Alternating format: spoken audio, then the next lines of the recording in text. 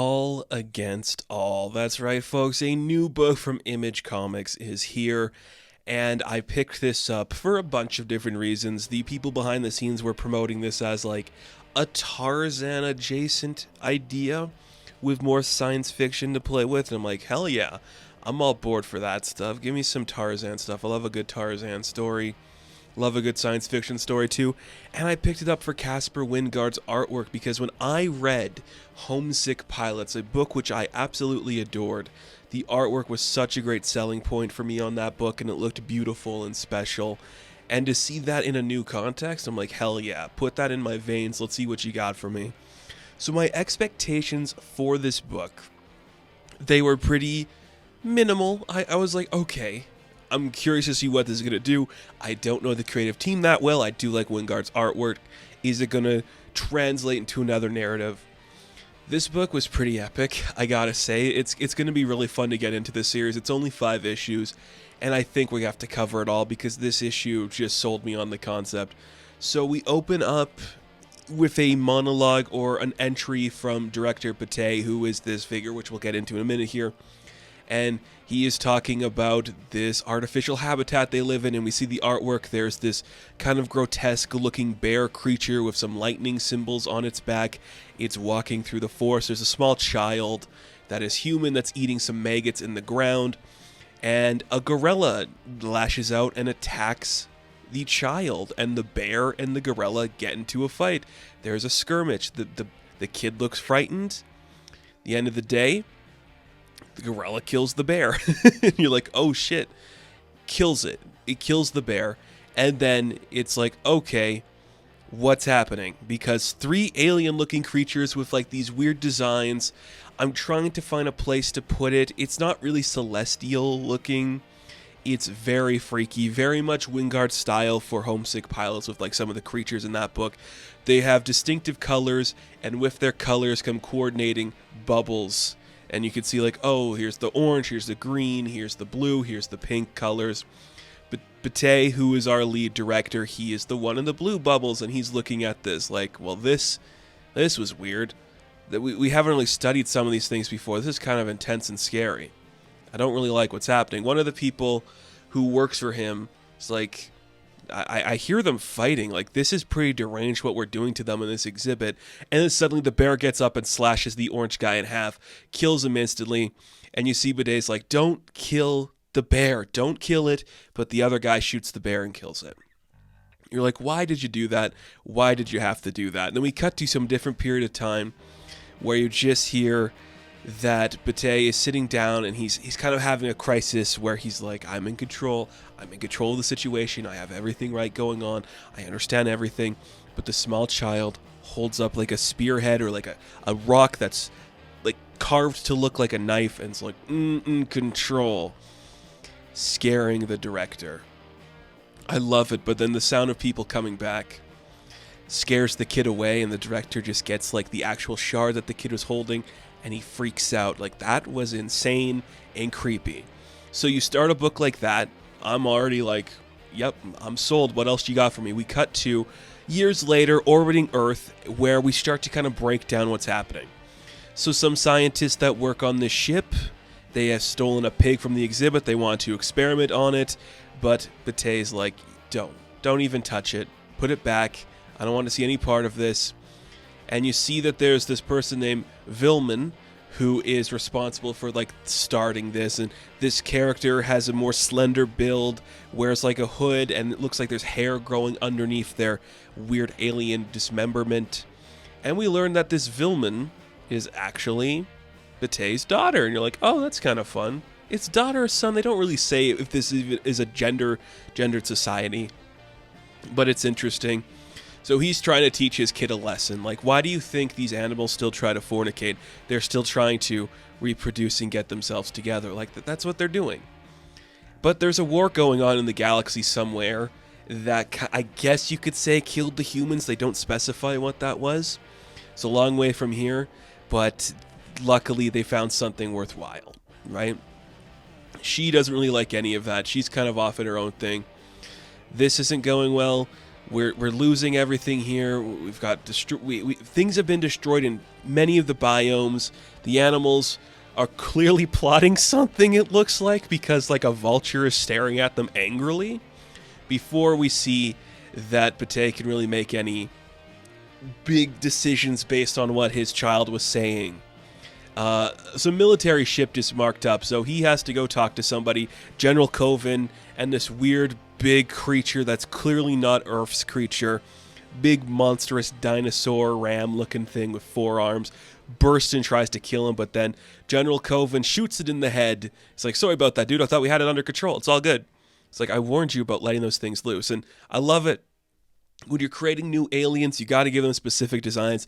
The scientist is a little more meek. He's a little more frail and everything.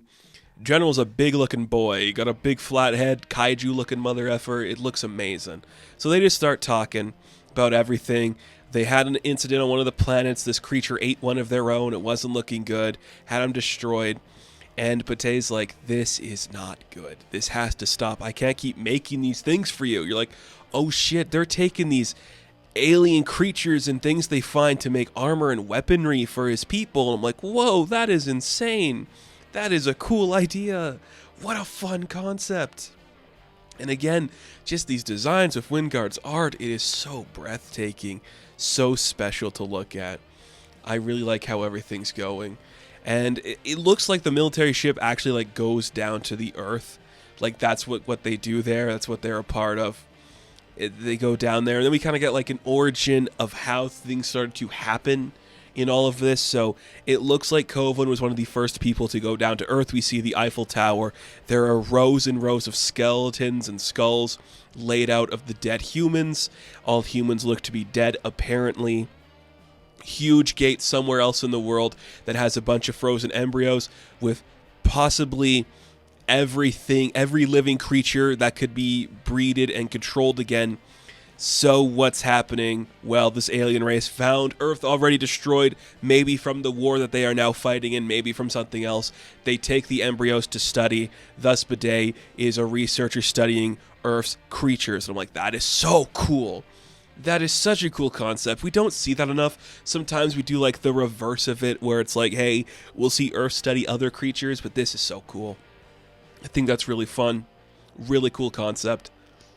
I'm so on board with it. Like, what a unique idea to explore.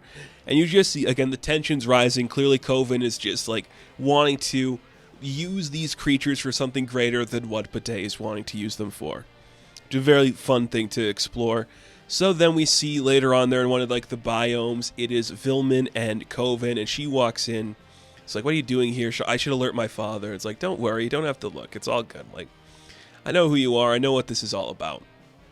You just thought I would take a look and see what we're really working on here. You know, well, now that we have maybe some more government officials coming in to intercept, like, on a military level for your scientific base. So it is like they were an independent base with anonymity that can't really work with, like, the actual governments of their people. Well, the governments want to change that because maybe now the things that Bidet had found could actually help them in some capacity. So we see that they have some researchers or some people, I guess soldiers even, they don't really specify. I think the pink colored ones are just like the grunt soldier kind of area of characters. They're going into the carnivore biome because they want to find something. Nobody has been in there for a very long time. It's one of the exhibits that have kind of been closed off that only Bidet uses.